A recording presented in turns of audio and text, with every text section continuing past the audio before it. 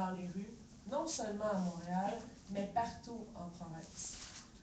On se souvient tous de Victoriaville, mais il y a eu aussi des arrestations massives qui ont été faites à Québec lorsque les associations étudiantes étaient en pleine négociation avec le gouvernement, dans une tentative sans précédent d'intimider, en fait, les négociations qui avaient cours. Il y a eu près d'une centaine d'arrestations un soir de négociation.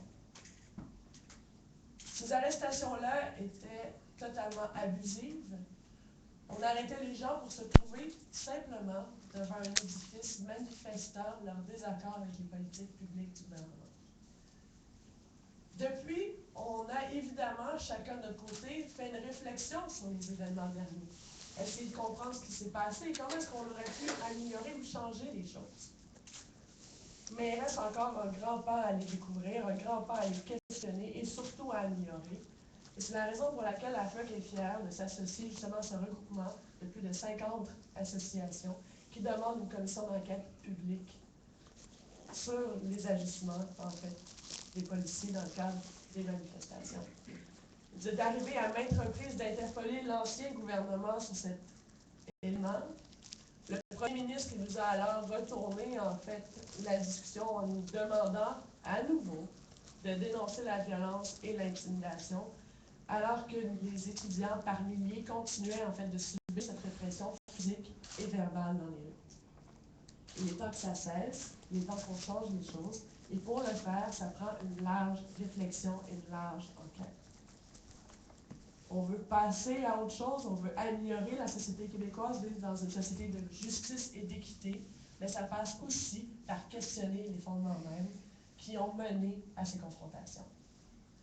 Donc, encore une fois, on interpelle la première ministre, on lui demande d'intervenir rapidement sur le déclenchement d'une commission d'enquête publique sur les agissements policiers au cours non seulement du printemps dernier, mais de l'ensemble de la contestation qu'on a vue au cours de la dernière année. Donc, la FEC, encore une fois, est très fière de s'associer à ça.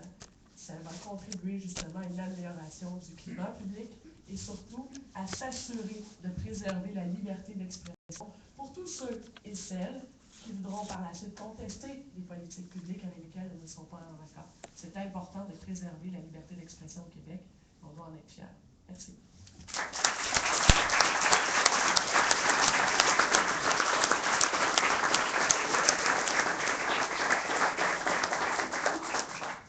Merci beaucoup. L'AC aimerait également joindre sa voix au cœur et réclamer une commission d'enquête publique et indépendante ainsi qu'un mécanisme permanent de surveillance des pratiques policières. Nous avons, par le biais de collectes de témoignages, noté de nombreux cas d'abus policiers qui se placent dans un contexte beaucoup plus large de répression judiciaire et policière d'un conflit politique. Et ça n'a pas commencé en 2012 avec la grève étudiante, ça a commencé il y a bien longtemps et on a vu de nombreux exemples dans les dernières années, notamment avec les plus de 1000 arrestations au G20 à Toronto, mais aussi la répression de nombreuses manifestations de l'association dans les 2 années qui ont précédé le fameux conflit étudiant. Nous aimerions rappeler également au gouvernement qu'il ne peut pas prétendre à un retour à la normale. Pour les blessés de Victoriaville, il n'y aura jamais de retour à la normale. Pour Maxence Valade, pour Francis Grenier, il n'y aura jamais de retour à la normale.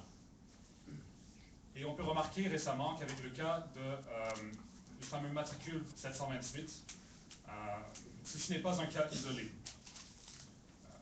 Il y a complaisance face à ce genre de pratiques policières dans de nombreux corps policiers. Et nous devons absolument briser cette complaisance. Et avec un peu de chance, cette commission d'enquête, si elle a lieu, pourra faire lumière sur ce contexte. Seule une commission d'enquête indépendante pourra véritablement faire lumière sur les ajustements policiers de la grève. On se rappelle que quand la police enquête sur la police, personne n'est impliqué. Nous rappelons également que la CIS s'est engagée à défendre les plus de 3000 arrêtés de la grève, pas seulement ses membres, mais l'ensemble des personnes qui ont été victimes de ce contexte de judiciarisation et de répression policière. D'ailleurs, elle fera lever de fonds dans les prochaines semaines pour nous permettre de continuer à défendre ces arrêtés.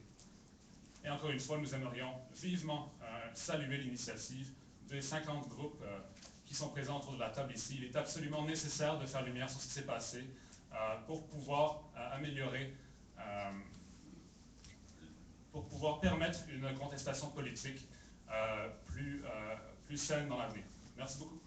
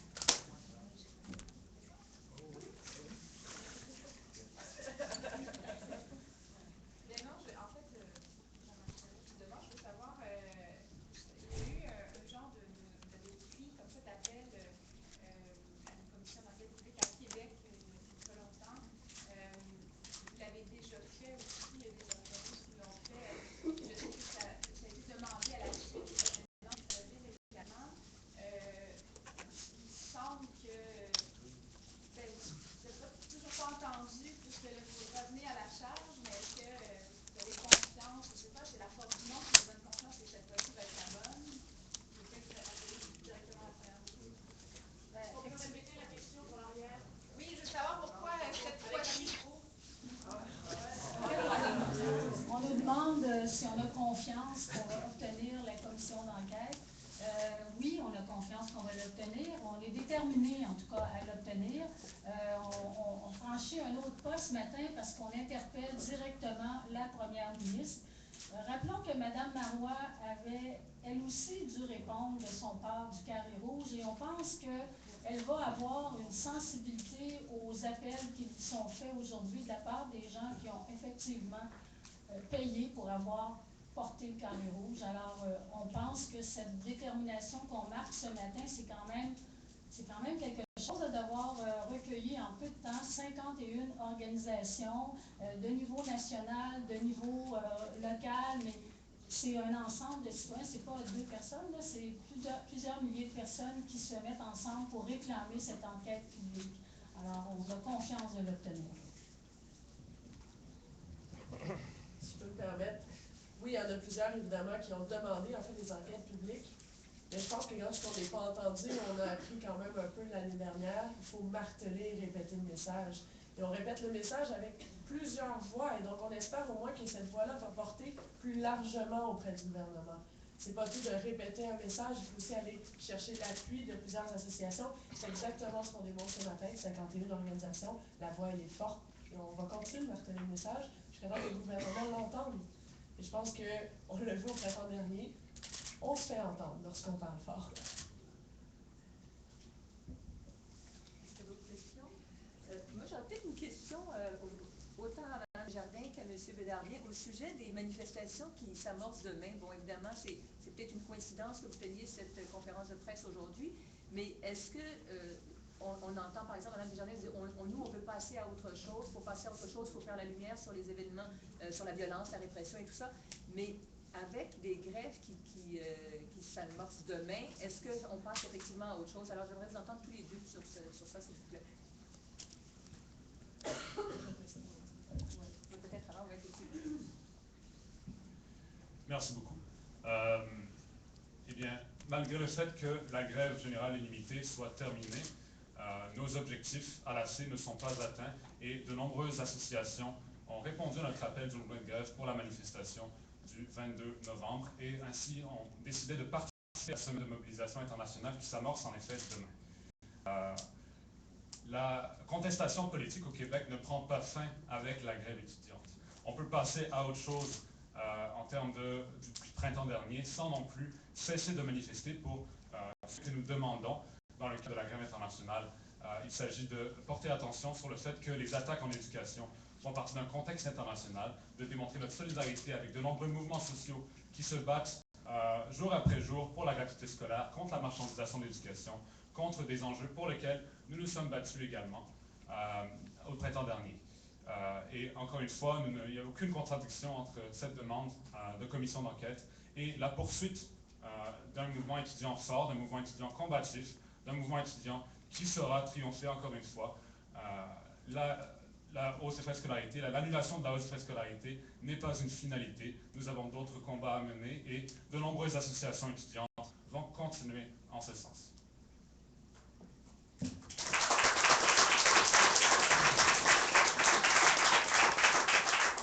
Je l'ai dit tout à l'heure, en fait, on le sait, il va y avoir d'autres manifestations, il va y avoir d'autres contestations. Elles ne seront peut-être même plus étudiantes, elles seront peut-être aussi populaires, elles seront peut-être citoyennes. En fait, je l'espère, parce que du côté étudiant, on a eu l'annulation de la hausse des droits de scolarité. Maintenant, on a un gouvernement qui est ouvert à la discussion, qui est ouvert au débat, qui présente un sommet. Bon, évidemment, chacun choisit les moyens qui sont appropriés pour faire entendre son message. S'il faut retourner manifester, il faut aussi s'assurer qu'on ait les conditions adéquates pour s'exprimer et s'exprimer librement. Et donc, dans ce contexte-là, la commission d'enquête est tout à fait légitime et justifiée. Maintenant, les différences de moyens utilisés par les organisations nationales étudiantes, ce n'est pas le propos ici de la conférence, donc je vais m'arrêter là. Mais si je peux me permettre, juste rapidement, cette commission d'enquête-là, on l'a fait justement parce qu'on la demande justement parce qu'on veut s'assurer que les gens puissent continuer à manifester à l'avenir, qu'ils puissent continuer à manifester en confiance, et en sécurité, en ayant l'impression qu'ils peuvent s'exprimer, pas seulement en ayant l'impression, en ayant la certitude qu'ils peuvent s'exprimer dans un Québec où l'on respecte leurs droits, leur liberté d'expression. Et c'est pour ça qu'on la demande, cette commission d'enquête-là. Pour maintenant, pour l'avenir. Donc, on ne tourne jamais complètement la page.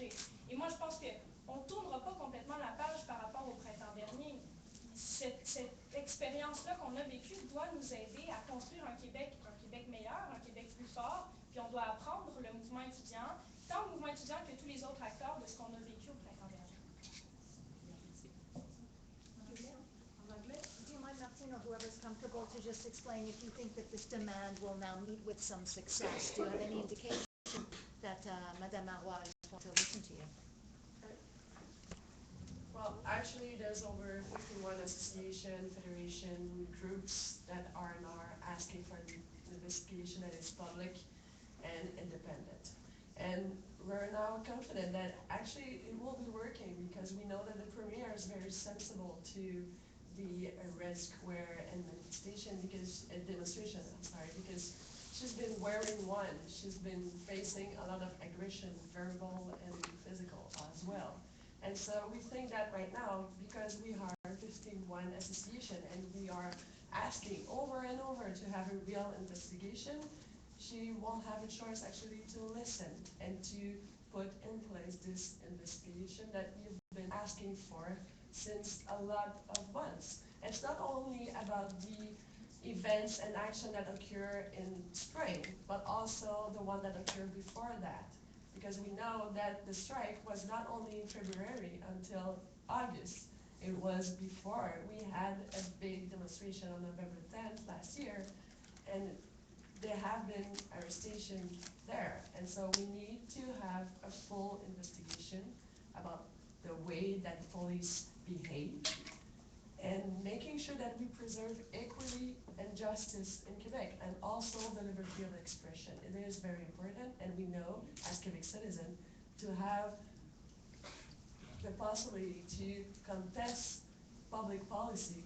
This is something that we need to preserve and be proud of, and not trying to restrain liberty of expression.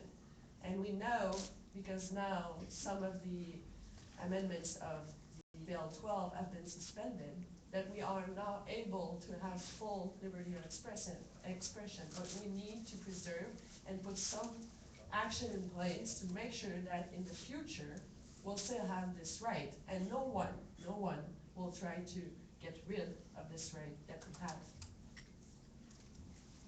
J'ai une autre petite question, je vais prendre pour le temps, mais brièvement. C'est quoi les finalités que vous cherchez avec les commissions d'enquête publique? Les expériences du printemps, les arrestations massives, tout ça ont pu être traumatisantes pour certaines personnes. Certains parlent de déchirement du social, c'est inquiétant. Est-ce que vous voulez précisément que les têtes tombent et lesquelles, à part celle du matin? À part celle de... On comprend que c'est trop figuré. C'est certain qu'on a besoin que cesse l'impunité policière. C'est ce qui nous a marqué le plus dans le cadre des événements qui sont survenus au printemps dernier. C'est toujours ce qui nous marque le plus, même aussi dans les cas où un policier blesse ou abat une personne. C'est l'impunité policière doit cesser. La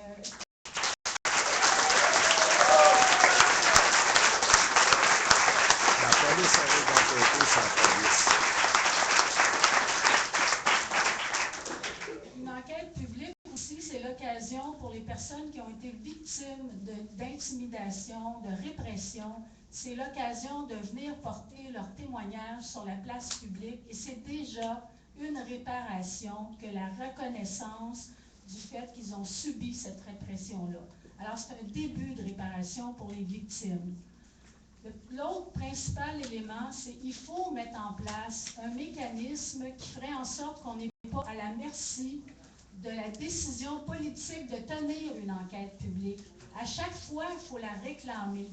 Si on avait une institution qui avait le pouvoir d'initier des enquêtes dans des circonstances comme celles qu'on a connues au printemps dernier, on ne serait pas en train de demander, d'implorer en fait le gouvernement de tenir cette enquête publique. Alors, c'est les principaux éléments, je pense, qu'il faut retenir. Et il faut aussi retenir que les élus politiques ont joué un rôle dans l'accroissement de la confrontation au printemps dernier. J'ai mentionné tantôt quelques citations, mais il y en a.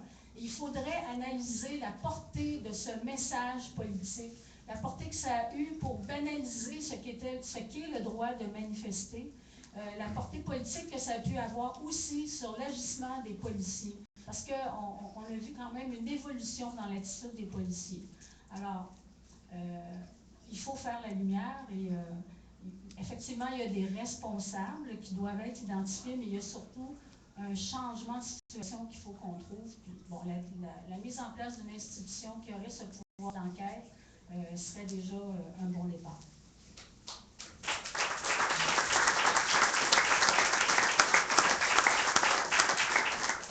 Peut-être pour les étudiants en particulier, moi je pense que c'est pas normal au Québec en 2012, après ce qu'on a vécu, chaque fois qu'une auto de police passe dans la rue, les étudiants se retournent parce qu'ils se sentent visés. Puis c'est ça qui arrive, parce que c'est ça qu'on a vu. Non, pas juste les étudiants.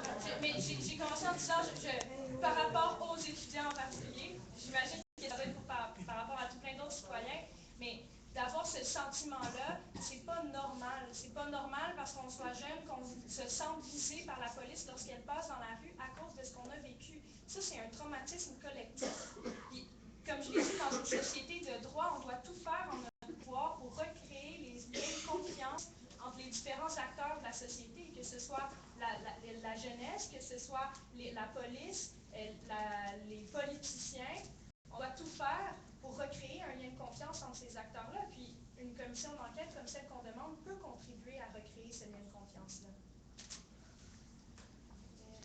Vous n'avez pas peur que justement ça accentue un peu cette espèce de confrontation-là entre les parties? La confrontation, c'est quand on évite d'aborder un sujet. La confrontation, elle arrive quand on évite d'ouvrir un débat, d'avoir une discussion, d'avoir une conversation. On l'a vu, elle a été menée, cette confrontation-là, à des limites sans précédent.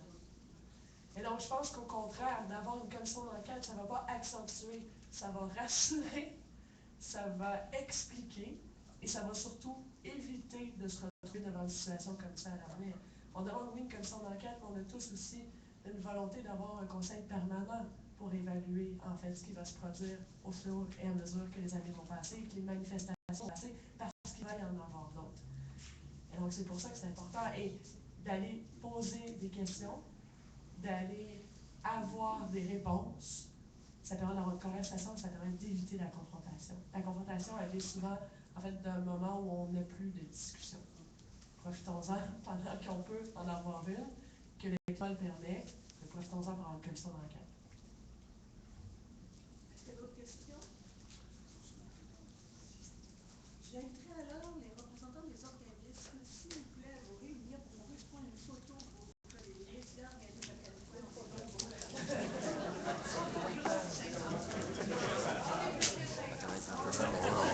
aussi là-dedans, nous autres aussi.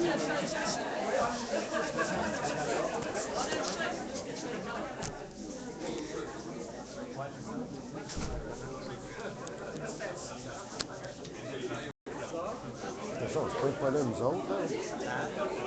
On met notre poids là-dessus aussi. On est tous 99 médias.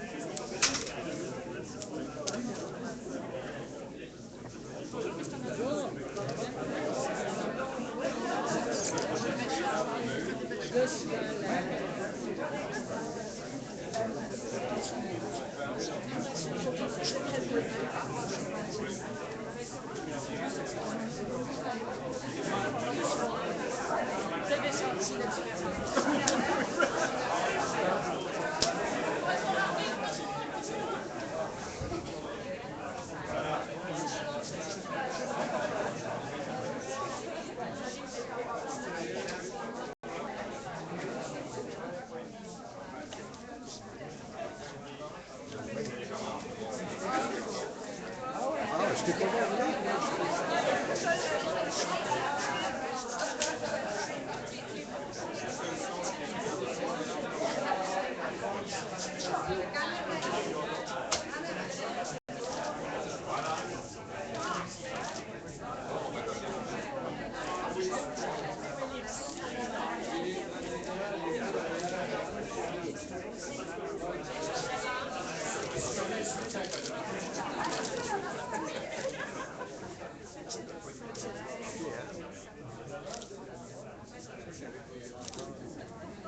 Même notre représentant.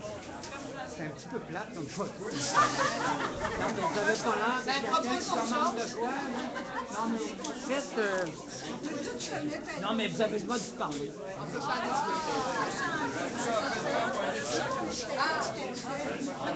Alors, une cinquantaine d'organismes qui réclament une commission d'enquête sur les comportements policiers de la dernière année. On est plus que 50, on est plus que 50, on est plus que 50, on est plus que 50, on est plus que 50, Ah ouais, toi aussi! on est plus que 50, on est plus que 50, on est plus que 50. Ah!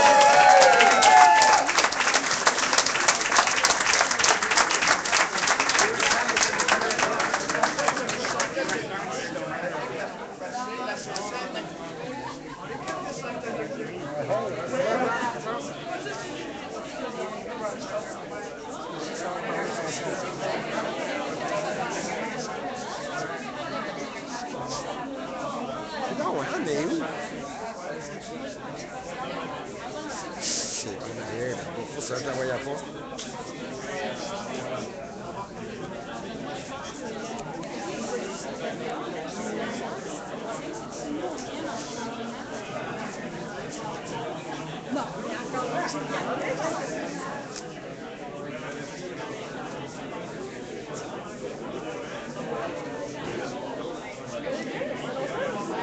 Désolé de la petite pression pour le slogan.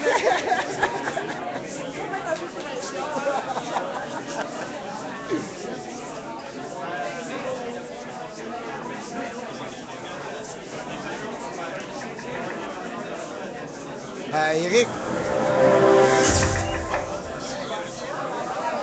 Ça va être la vidéo.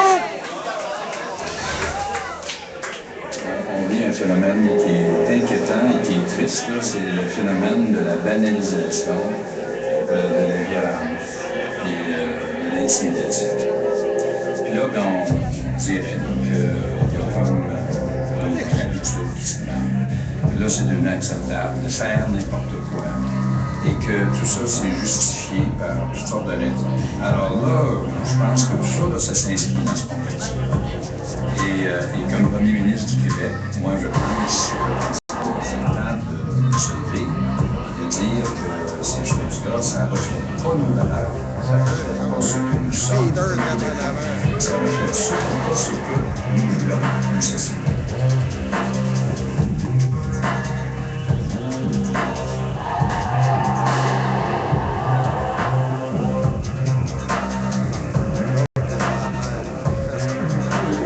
possible. Et dans le discours que vous avez aussi, je trouve que c'est un discours d'abuseur, de batteur de femmes. Et le gars qui dit je te frappe parce que c'est un discours d'abuseur, de batteur de femmes.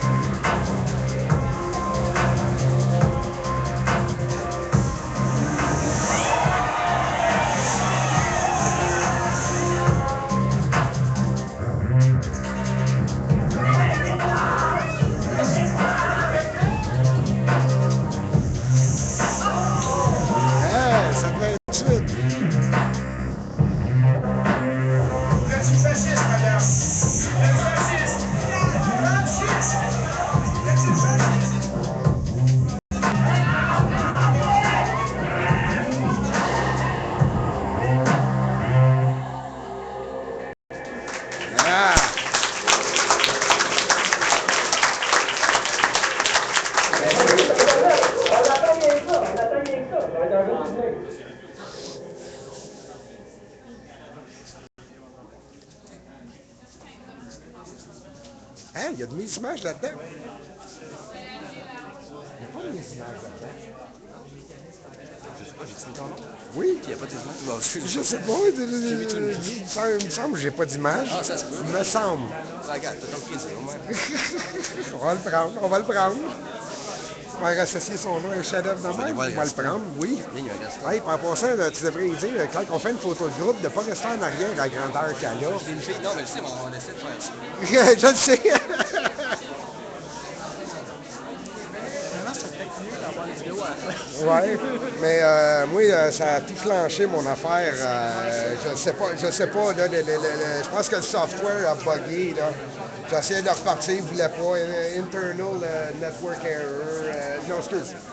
Internal error, puis après ça, avant ça, c'était mes affaires de network. Parce que tu avais essayé de connecter ça. Ça se peut. Ça se peut que ce soit ça. Alors, normally, this is mon setup HD avec ma petite webcam, je suis qui fait des images HD, mais là, mon laptop a décidé qu'il rendait l'âme ce matin. Alors, désolé, on est retourné sur les bonnes vieilles images de cellulaire. Eh oui, et c'est simple. Oh, pardon. Alors, c'était la conférence de presse pour réclamer une commission d'enquête publique sur les comportements policiers au cours de la dernière année. Hein? Avec une vue directe sur le quartier général de la police. C'est de valeur qu'il n'y ait pas de manif aujourd'hui, parce que normalement, quand il y a des manifs, ce terrain-là, c'est tout l'anti-émeute du groupe d'intervention. Ils envahissent le terrain ici au complet. 4 minibus, il y a à peu près 30 voitures, les motos, les bicycles, tout est là.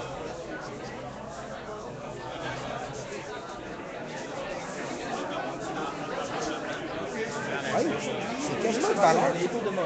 C'est quasiment de valeur qu'il n'y ait pas une manif. Parce que s'il y aurait une manif, le terrain, il y aurait l'anti-émeute, le groupe d'intervention, les 30 chars, les 4 vannes. Ça a fait comme boum! Parce que là, ça a fait, je suis encore live, j'étais allé jusqu'à avec une shot directe sur le quartier général. Là, c'est... Hein? T'es live là? Oui, oui, je suis encore live. Là,